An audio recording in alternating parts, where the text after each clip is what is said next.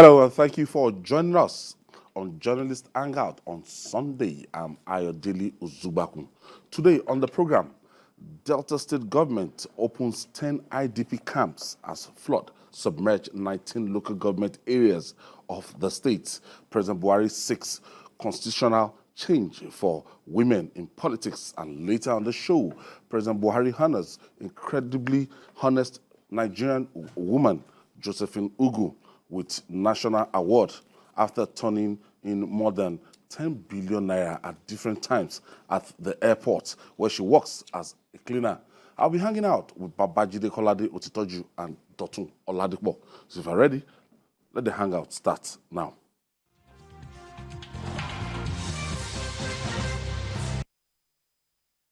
Thank you for staying with us. Let's begin in Ekiti State, where we have witnessed the breaking of a new dawn. Biodun Abayomi Oyebanji has been sworn in as the new governor of the Southwest State following expiration of the 4-year second term of Kayode Fayemi, whose last act as governor was inauguration of the state's Agro-Allied Passenger International Airport in Ado-Ekiti. Oyebanji, who was the candidate of the All Progressive Congress APC, was declared winner of the June 18 governorship election by the Independent National Electoral Commission. Jide, John Kayode Fayemi, completing his second term. JKF. Yes, JKF elected to live on a high, and I think that is the best for any leader with an eye on history. No doubt about it.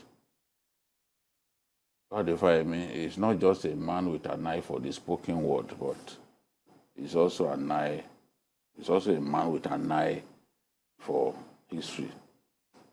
And he's finished on a high by inaugurating that airport. What it now means is that only Osun State in the whole of the Southwest does not have an airport. This is impressive.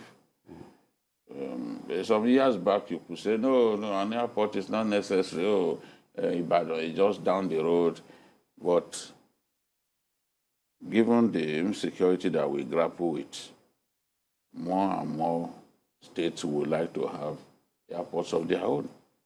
Remember my interview with the governor of Zamfara? That was his excuse. He said, if I had an airport, would you need soldiers to accompany you all the way to Gusau? And of course, I couldn't argue. If I want, it would make no sense for me to argue because I knew for the 2.5-hour journey from Sokoto to Gusau, I had to be accompanied by over a dozen soldiers. So, because anything could happen. Anything could happen. Now, when Damaba Suntai was building the airport in Taraba, some of us criticized him. Today, the airport is there for people to use. You know, and Overland, every 2 days, Overland operates on that route. The same thing with Gombe. Overland has chosen those small, those unpopular. Yes, not so busy, airports. They've chosen to make those ones. Akure, Ilorin. Yes, of course, Ilorin. Now, Ilorin does not even fall into that category. I think Ilorin is busy now. There are more flights We have from Ilorin. Different airlines. It's an international airport. Yes, so. But those ones they started where you have just one flight a day and all that, they were the ones who took the courage to go there. So you can say anything about Kayode Fayemi, but at least this is undoubtedly an imprint of the Kayode Fayemi administration. Long after it's gone, it will never be forgotten. People will remember that he brought this. And the chairman of Governors Forum, the former chairman of Governors Forum, charismatic, and also PhD in war studies. Former chairman of the Forum of African Governors. They occupied both. I think on the airports is spot on now, especially when you also consider the fact that the federal government has said to states, don't go near my roads. I took a trip to Ekiti some days back, and it was hellish. I drove. Drove. Yeah. When we were going, we went through Ibadan to Ife, Ilesha, and then we got off close to Akure, and then some relief. When we were coming back, we said, okay, let's run away from the Ife Ibadan and the Wahala in Ibadan itself. We went through Ileoluji into Ondo, into, and then you keep looking for road. And then between, after J5 in Ogun, up to when you get to Shagam, it's one huge bad road. Yes, it's one huge bad road. Yes. So some of these things come in handy. There have been arguments about viability and all the rest. But if Ekiti gets it right, in terms of it really being an Agro-Allied station where you can take out produce and all the rest, it works.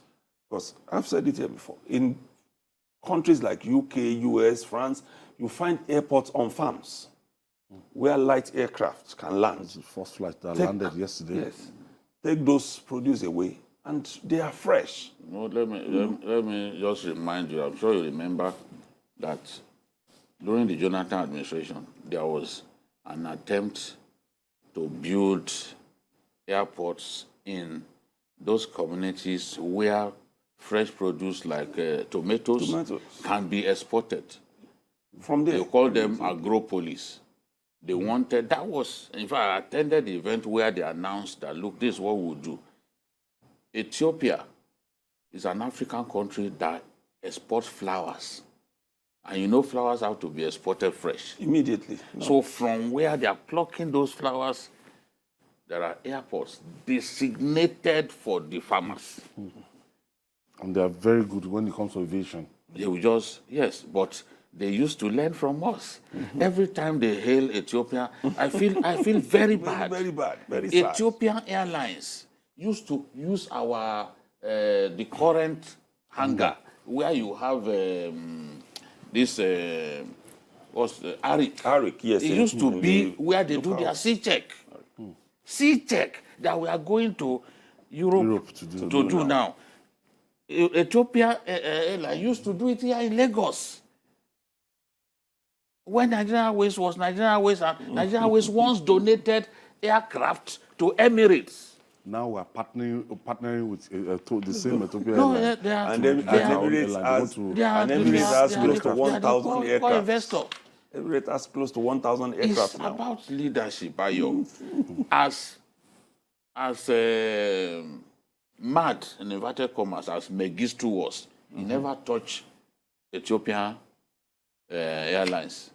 He was misbehaving in different parts of the country. He knew that that was the pride of his country. He never got close. He left it and allowed it to grow. But we must remember that there was a time that this Ethiopia was not even mate with our own Nigerian Airways. There was a time when Emirates was not mate with Nigerian Airways, to the point that we donated the aircraft to Emirates. It's good, let people go back to history. C-check here in Lagos for Ethiopia. Today, if Boeing comes out with a new airplane, Ethiopia will be among the highest to place order. In the same class with Delta and the rest of them. And Emirates. Ethiopia will be among the highest that will place order for that plane. When 777 first came out, even Dreamliner, when Dreamliner first came out, Ethiopia was among the highest that placed order. We can get there. It's all about leadership, focus, and commitment. It's painful when I remember some of these things. Honestly, this same country. How did we get here? How did we get here to the point now that we are not all of what the states are building airports now? it was in the plan of the federal government to do those airports in those areas where where farmers can quickly take advantage of it and have their produce exported fresh. But they didn't do it. A good idea during Stella Odua's period. If she's watching, I'm sure she will remember. What? We didn't do it. Now all the states are struggling. They have to look for money, take loans here and there to start something. Let's talk about Biodun Abayomi Oyebanji, the man that's... Well, I think it's coming in at a time when people will benchmark him against what Fayemi has done. Fayemi is a man of ideas. And he learned also very quickly. Charismatic. Especially after his bid to return for his second term failed, that you also match lofty ideas with what the citizens want. And that was why his second tenure ended the way it did. It's not just enough for a leader to build institutions. You've also got to build the people along with you. That was the lesson of the first tenure. And he said something that I said, look, this is how we should go. He was asked, what's your biggest regret in these last 4 years? And he said it was the fact that the Nigerian Union of Pensioners turned down his proposal to have a company take off the burden of paying the huge pension that they had on their hands by offering to say, see, if you give us this, we'll pay ahead, and then we get a commission of it. But the pensioners turned it down. And for me, that is smart thinking. If I'm owing you 10 million, and somebody is coming to say to you, I'll pay you 8 million, because this one can pay you immediately, I think it's a bird in hand. That is worth fighting for. Even for me, He lost his re-election. Back then. That was, yes, 4 years, 4 years after he got to the office, and it wasn't a strict 8 years. He learned his lesson. He served as a minister, and he went back. He fought. He fought within the APC. He had a very rancorous primaries. He emerged, and he went ahead to become the governor again. Yes, and that is in line with the dictum that there is no harm in falling. You know, You learn. when you fall, you rise again. So there would always be pitfalls. We will always fall, but we must have the courage to rise again every time we fall. That's what defines a strong man. Not giving up easily just because you failed that first time. I mean, if Abraham Lincoln was like that, he would not have become president of the U.S. Yeah. But Abraham Lincoln is always mentioned when they talk about people who contested and failed and failed and failed and failed and failed. But eventually, he became, I think, the 15th American president. So, yes, he was defeated that first time, well defeated. It wasn't rigging. It was well defeated. People can say all kinds of things to justify his defeat. But as I always said on this program, there's nothing like photochromic. He was well defeated across all the local governments. You know. So, and he came back, fought hard, and became governor again. And he has succeeded in one way, something that had never happened before, to have the same party produce 2 successive governors. It's never happened before in Ekiti State. Fayemi has succeeded in doing that by not just leaving office, but ensuring that his party produced his successor. No governor before him in the history of that state has succeeded in doing that, at least since 1999, when after the current Minister of Industries, Trade and Industry. Yeah, Adebayo left, and it was Oshoko that took over. Okay, Oshoko too had to leave when he was illegally impeached. He left, and then so the point that I'm making is that this is the first time that we will have one party produce 2 different governors on the bounce. And that's credit to the outgoing governor that was able to produce a successor.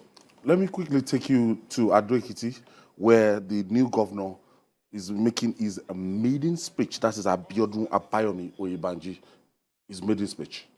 We conquer our challenges.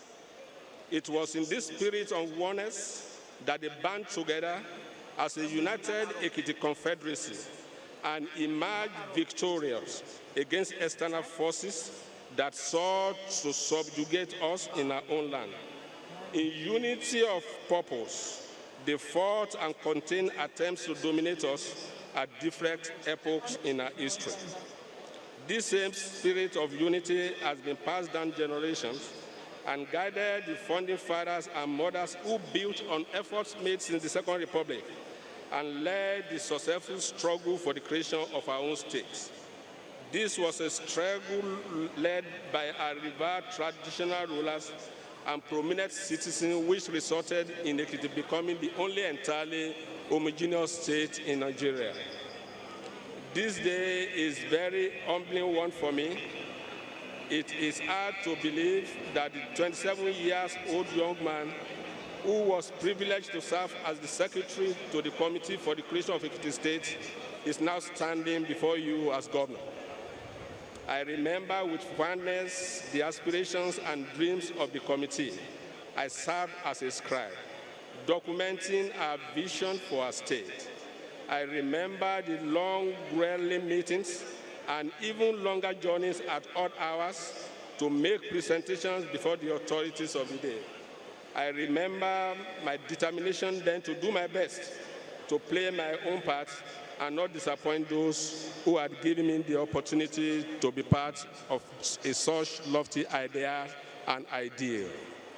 As I assume leadership of our dear state before God and this distinguished audience today, it is indeed an emotional and historic moment for me that destiny has now placed upon my shoulder the onerous task of furthering the journey to the actualization of Ekiti prosperity, which was and remains our core mandate. I'm deeply grateful to be called upon to assume the seat previously occupied by eminent patriots through various times and seasons, who all gave their best for the development of Ekiti.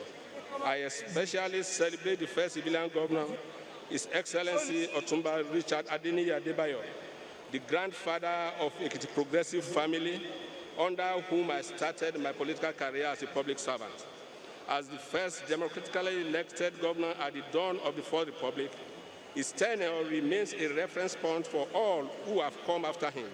His strength of character, patriotism, humility, simplicity are attributes worthy of emulation.